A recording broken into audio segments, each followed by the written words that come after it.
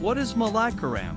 The breast tax that sparked one of Kerala's longest social uprisings before India's independence in 1947, the princely state of Travancore was known for its wealth and elaborate social hierarchy.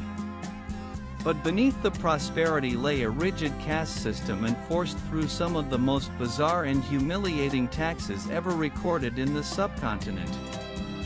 Among them was the infamous Mulakkaram, or breast tax, levied on lower caste women if they wished to cover their breasts.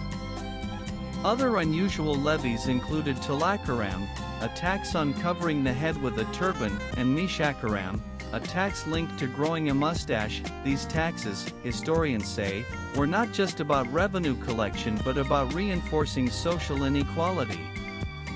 While upper caste communities like the Nairs were free to dress as they pleased, women from lower caste groups such as the Azavas and Nadars were forbidden from covering their breasts unless they paid the prescribed fee. The exact origins of the breast tax are uncertain, but many accounts suggest it emerged in the late 18th or early 19th century under the Travancore monarchy.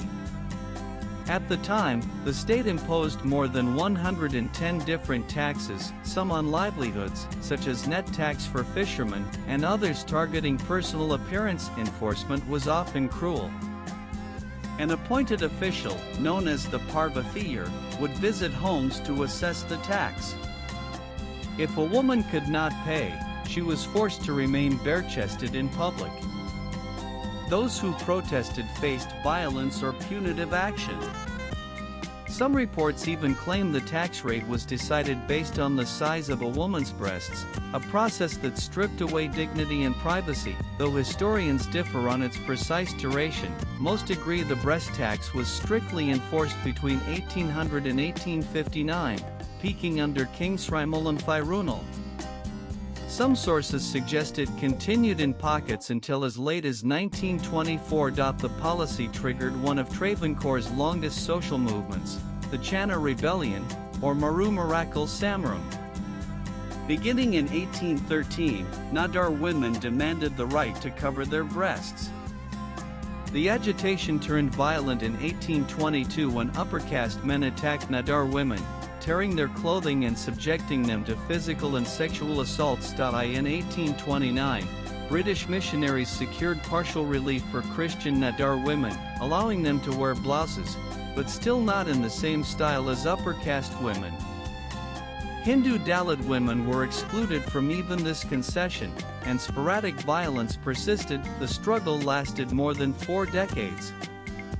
On July 26, 1859, under pressure from the British governor of Madras, Travancore Maharaja Aliam Thirunal issued a proclamation granting Nadar and Channar women the right to cover their breasts.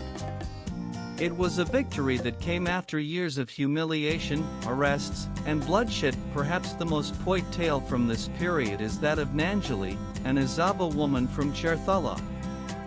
When a tax collector arrived at her home demanding payment, she refused and, according to local lore, cut off her breasts and presented them on a plantain leaf in protest.